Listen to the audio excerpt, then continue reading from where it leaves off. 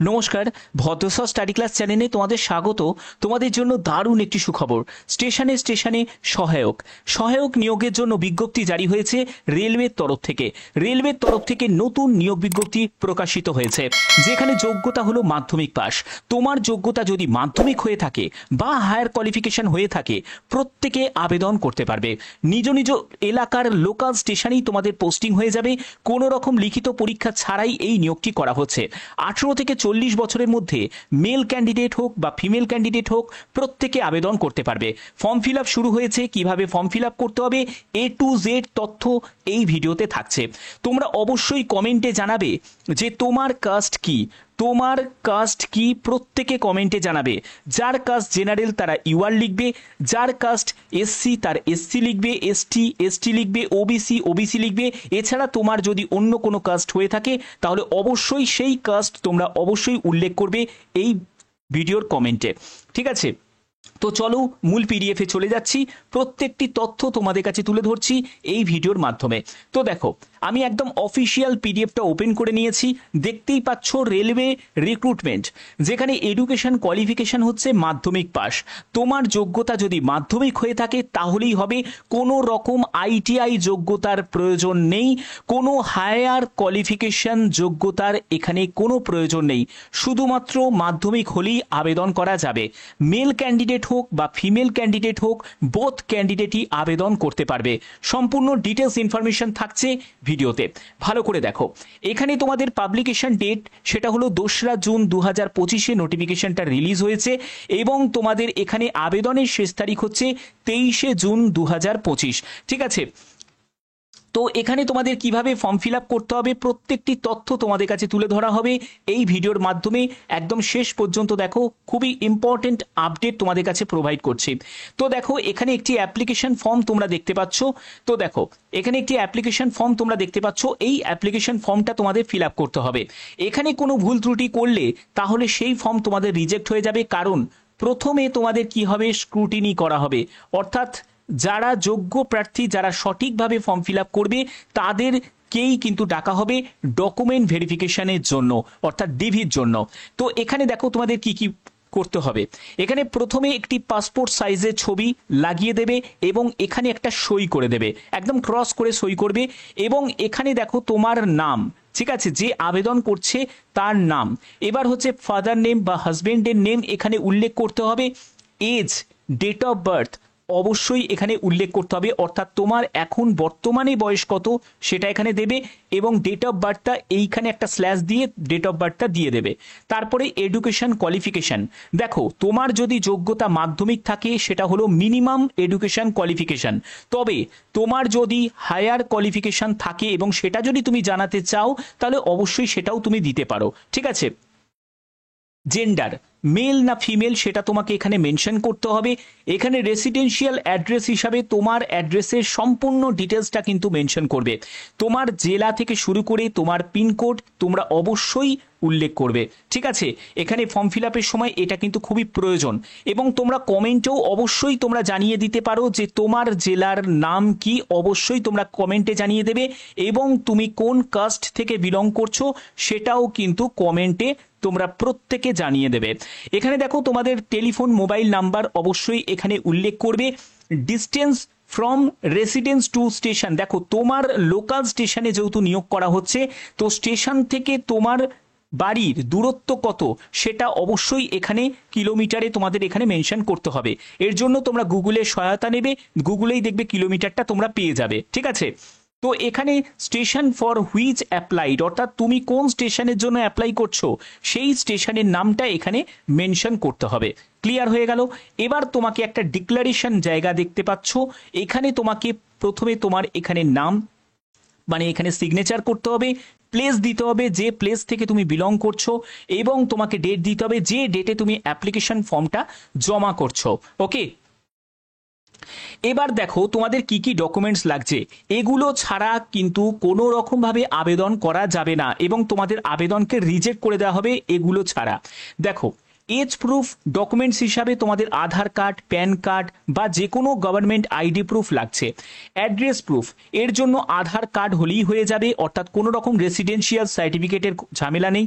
তারপরে education qualification অর্থাৎ মাধ্যমিক পাশের তোমাদের সার্টিফিকেট, মার্কশিট দুটোই কিন্তু সঙ্গে অ্যাটাচ করবে, এবং যেগুলো যেগুলো দিচ্ছ সেগুলোর জন্য অবশ্যই ইয়েস বলে লিখবে। ওকে, এরপরে হচ্ছে pan card, pan card attested copy লাগছে। তারপরে হচ্ছে তোমাদের নন জুডিশিয়াল একটা স্ট্যাম্প পেপার লাগছে, সেটা 100 টাকার, সেটাও তোমরা অ্যানেক্সার তোমরা 2A তে পেয়ে যাবে তার যে ফরম্যাটটা। এবং তোমাদের এখানে কি বলছে, একটা পাসপোর্ট সাইজের ছবি ইস্যুড অফ আইডেন্টি কার্ডের, যেখানে তোমাদের একটা পাসপোর্ট সাইজের ছবি সেটা কিন্তু তোমাদের লাগছে, সরি স্ট্যাম্প সাইজের ফটোগ্রাফ সেটা তোমাদের লাগছে। তো এটা কিন্তু তোমাদের প্রয়োজন হচ্ছে। ঠিক আছে, তা আশা করি তোমরা ডকুমেন্ট কি কি লাগছে সেগুলো বুঝে গেছো। ঠিক আছে, তো এখানে দেখো তোমাদের সেই যে অ্যানেক্সার 2 এর যে ফর্মটা সেটা কিন্তু এখানে ফরম্যাটটা দেওয়া আছে। ঠিক আছে, এই ফরম্যাটটার যে ফর্মটা তোমরা দেখতে পাচ্ছ, এই ফর্মটা তোমাদের ফিল আপ করতে হবে। এটা খুব একটা বেশি ঝামেলার কিছু নেই। এখানে তোমার নাম, তোমার বাবার নাম, তারপরে তুমি কোথা থেকে বিলং করছো সেটা, তোমার স্টেশন কোনটা, কোন ডিভিশনে অ্যাপ্লাই করছো সেটা তোমাকে এখানে মেনশন করতে হবে। ঠিক আছে, তো এখানে এটাই জানতে চাওয়া হচ্ছে যে তোমার এখানে 18 বছরের তুমি কম বয়সের যারা প্রার্থী তারা আবেদন করতে পারবে না, 18 বছরের ঊর্ধ্বে বয়স হতে হবে তারাই আবেদন করতে পারবে। এগুলো কিন্তু সব এখানে মেনশন করা আছে। এবার দেখো তোমরা এখানে যে ফর্মটা ফিল আপ করবে, এখানে আর কি কি বলা হচ্ছে। এখানে তোমাদের বলছে যে জেনারেল পাবলিক ফেসিলিটেটর, দেখো এটিভিএম এর তোমাদের এই নিয়োগটি করা হচ্ছে। যেখানে তোমরা দেখবে যে যেখানে টিকিট কাউন্টার আছে, টিকিট কাউন্টারের পাশেই দেখবে এটিভিএম মেশিন থাকে, সেই মেশিনে অপারেট করার যে কাজগুলো থাকে যারা টিকিট সেল করে, তো সেই কাজ তোমাদের করতে হবে। এখানে তোমাদের বয়স বললাম যে 18 বছর ন্যূনতম বয়স হতে হবে, ম্যাক্সিমাম বয়স উল্লেখ করা নেই, অর্থাৎ 40 হোক, 45 হোক, 50 হোক, যে কোনো এজের প্রার্থীরাই আবেদন করতে পারবে, কিন্তু 18 বছরের কম বয়সের যারা প্রার্থী তারা আবেদন করতে পারবে না। এবং তোমাদের এখানে যোগ্যতা হলো মাধ্যমিক পাস যোগ্যতাই প্রয়োজন, তার জন্য যে এডুকেশন কোয়ালিফিকেশনের প্রুফ, মার্কশিট, সার্টিফিকেট সেগুলো তোমাদের লাগছে।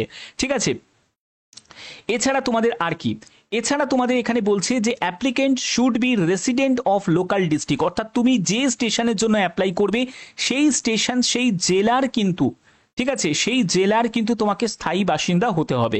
এগুলো কিন্তু তোমাদের টার্ম অ্যান্ড কন্ডিশনের মধ্যে দেওয়া আছে, এবং অবশ্যই এগুলো তোমাদের ফুলফিল করতে হবে। এবং আধার কার্ড, প্যান কার্ড এগুলো তোমাদের প্রয়োজন হচ্ছে। ঠিক আছে, তো এবার দেখো তোমাদের এখানে কোন কোন স্টেশন আছে।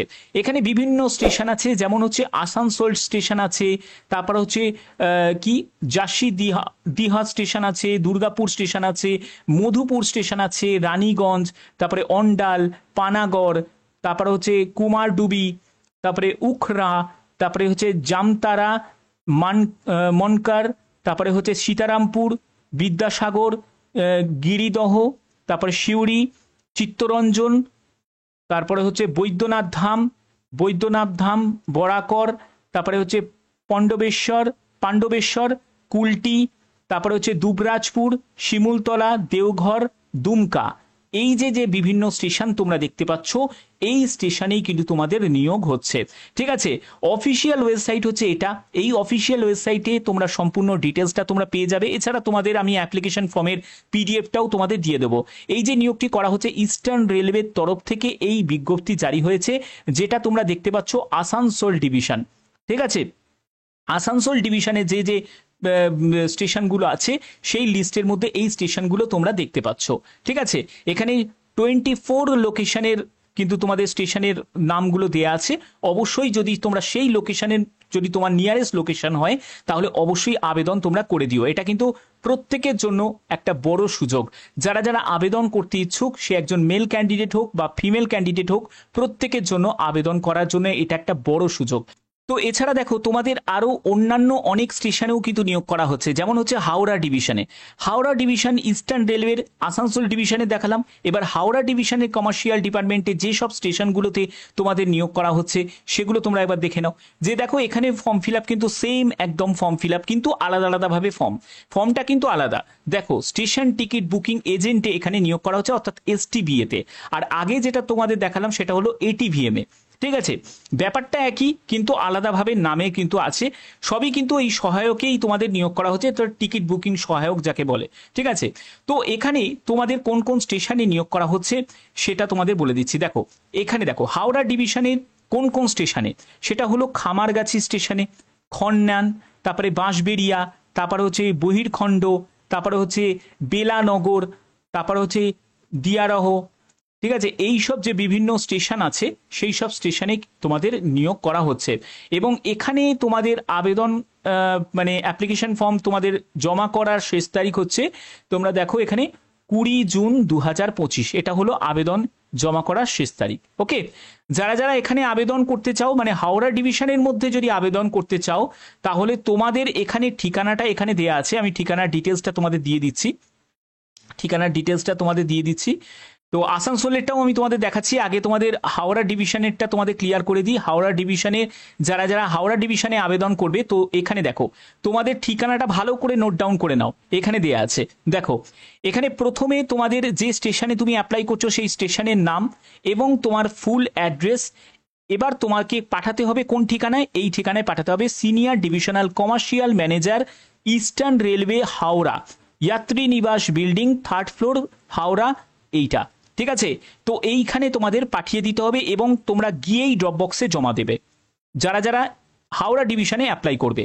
আর যারা আসানসোল ডিভিশনে অ্যাপ্লাই করবে তাদেরটা দেখিয়ে দিচ্ছি। আসানসোল ডিভিশনে যারা অ্যাপ্লাই করবে তাদের ঠিকানাটা হচ্ছে এখানে দেওয়া আছে। দেখো আসানসোল ডিভিশনে যারা অ্যাপ্লাই করবে তাদের ড্রপ বক্সে গিয়েই কিন্তু তোমাদের লোকেশনে জমা করতে হবে। এখানে office of senior divisional commercial manager, 1st floor, divisional railway manager office, eastern railway, Asansol. And এই ওয়েবসাইট হচ্ছে এটা। ঠিক আছে, সবই কিন্তু ইস্টার্ন রেলওয়ের তরফ থেকেই। এখানে দেখো এলিজিবিলিটি কন্ডিশন হিসাবে দুটো কিন্তু সেপারেট ভাবে আছে, একটা হচ্ছে রিটায়ার্ড এমপ্লয়ীদের জন্য আলাদা করে আছে। ঠিক আছে, তাদেরও নিয়োগ করা হচ্ছে, এবং যারা ফ্রেশার ক্যান্ডিডেট, জেনারেল পাবলিক, তো তাদেরও কিন্তু আলাদাভাবে নিয়োগ করা হচ্ছে, এবং তাদের জন্য ফর্মের যে প্যাটার্নটা সেটাও কিন্তু আলাদা। ঠিক আছে, ওকে, তো এইগুলো কিন্তু অনেকের বড় একটা সুযোগ। যারা যারা বেশি করে যারা ধরো রেলওয়ের জন্য আর ফর্ম ভরতে পারবে না, বা তোমরা আর ওভারে যে ক্যান্ডিডেট হয়ে গেছো, যাদের 40-42 বছর বয়স হয়ে গেছে, ঠিক আছে, তো সেক্ষেত্রে তাদের জন্য কিন্তু এটা একটা বড় সুযোগ। এছাড়া যারা ধরো এমনি কোনো কাজ খুঁজছো তারাও কিন্তু করতে পারো, যদি কোনো জায়গায় পার্মানেন্ট ভাবে কোনো কাজের সুযোগ পেয়ে যাও তখন হয়তো এটাকে কুইট করে দেবে। ঠিক আছে, এটা তোমরা করতেই পারো। এটা কিন্তু ডিপেন্ড করছে তোমাদের পারফরমেন্সের ওপর, অর্থাৎ তোমার যদি পারফরমেন্স যদি ভালো হয়, তাহলে তুমি যদি ঠিকঠাক করে কাজ করো, তাহলে সেটা কিন্তু তোমাদের এক্সটেন্ড করতে পারে আরো। ঠিক আছে, এবার এখানে তোমাদের সিকিউরিটি ডিপোজিট মানির কথা কিন্তু বলা হয়েছে, যেখানে তোমাদের NSG 1 আর NSG 2 ক্যাটাগরির যে স্টেশন আছে সেখানের সিকিউরিটি ডিপোজিট মানি হচ্ছে 50,000, এবং আদার যেসব স্টেশন আছে সেখানে 25,000। এই সিকিউরিটি ডিপোজিট যে মানিটা আছে এটা কিন্তু রিফান্ডেবল। এটা পরবর্তী সময় যখন তোমাদের কাজের মেয়াদ শেষ হয়ে যাবে তখন তোমাদের রিফান্ড করে দেওয়া হবে, একদম রেলের তরফ থেকেই এটা তোমাদের রিফান্ড করে দেওয়া হবে। এটা কিন্তু দেখো এখানে মেনশন করা আছে, যেগুলো যেগুলো যা যা মেনশন করা আছে সেগুলোই তোমাদের কাছে তুলে ধরা হচ্ছে, কোনো এক্সট্রা কিছু বলা হচ্ছে না। আমার দায়িত্ব তোমাদের কাছে প্রপার ইনফরমেশন প্রোভাইড করা। এবং তোমরা আর কি কি ফেসিলিটি পাবে, তোমরা স্মার্ট কার্ড পাবে। ঠিক আছে, তোমাদের স্মার্ট কার্ড দেওয়া হবে। এছাড়া তুমি আন্ডারে কাজ করছো, যে কমার্শিয়াল সুপারভাইজার, স্টেশন মাস্টার, তাদের আন্ডারে তোমাকে কাজ করতে হবে, এবং সব থেকে বড় কথা তারাই কিন্তু সম্পূর্ণ তোমাদের তদারকি করবে। যদি কোনো ভুল ভ্রান্তি হয় তারাই কিন্তু তোমাকে কাজ থেকে ছাড়িয়েও দিতে পারে, অর্থাৎ সেই অধিকারও কিন্তু তাদের আছে। তার জন্যই বলছি, যদি কাজ করো তাহলে অবশ্যই তোমাদের একদম সঠিকভাবে সঠিক পদ্ধতিতে যে যে এখানে টার্ম অ্যান্ড কন্ডিশন আছে সেগুলো অবশ্যই ফলো করেই তোমাদের কাজটা করতে হবে। না হলে তোমাদের যে কোনো কারণে যদি তুমি প্যাসেঞ্জারের সঙ্গে মিসবিহেভিয়ার করো, তুমি যদি তোমার নামে যদি একাধিকবার যদি কমপ্লেন আসে, তুমি যদি অ্যাটেন্ডেন্স না থাকো, তাহলেও কিন্তু তোমাদের এখানে কি করা হবে, এখান থেকে কিন্তু বাতিল করে দেওয়া হবে। এই জায়গাটা অবশ্যই তোমাদের খেয়াল রাখতে হবে। বাদবাকি আবেদন করা বা যে কোনো আপডেটের জন্য তোমরা এই অফিসিয়াল ওয়েবসাইটেও তোমরা পেয়ে যাবে। এছাড়া আমি এর যে পিডিএফটা আমি ডেসক্রিপশনে দিয়ে দেবো, সেখান থেকে তোমরা অ্যাপ্লিকেশন ফর্মের পিডিএফটা ডাউনলোড করে নেবে। আবার ঠিক আছে। এবং এখানে যে তোমাদের বেতন, দেখো এখানে বেতন বলতে গেলে এটা সম্পূর্ণ কমিশন ভিত্তিতে, যেরকম তোমরা কাজ করবে, যেরকম টিকিট সেল হবে তার ওপর কিন্তু কমিশন পাবে। দেখো সব জায়গায় কিন্তু সমান কমিশন থাকে না, আবার খুব একটা যে কম কমিশন হবে তাও কিন্তু নয়, সেটা ডিপেন্ড করছে তোমাদের কোন স্টেশনে তোমাদের নিয়োগ দেওয়া হচ্ছে। আসানসোল ডিভিশনে যদি আসানসোল স্টেশনে তুমি যদি পাও সেখানে টিকিট সেলটা বেশি হবে। বাদ বাকি যদি যে কোনো স্টেশন তুমি এখানে দেখতে পাচ্ছ, এমন কোনো স্টেশন আছে যেখানে হয়তো টিকিট সেল কমও হতে পারে, ঠিক আছে, এবং তার উপর ডিপেন্ড করেই একটা কমিশন ধার্য হয়। ওকে, বোঝানো গেল? তো যদি তোমরা আবেদন করতে ইচ্ছুক হও তাহলে অবশ্যই আবেদন করে দিও, বাদ বাকি তোমাদের মর্জি। সম্পূর্ণ গুরুত্বপূর্ণ তথ্য আমি প্রতিদিন প্রোভাইড করে থাকি, আর এরকমই যদি গুরুত্বপূর্ণ আপডেট পেতে চাও অবশ্যই বলবো চ্যানেলটাকে সাবস্ক্রাইব করে রাখো, বেল আইকনটাকে অল করে রেখো। এখনের মতো এটুকুই, ধন্যবাদ।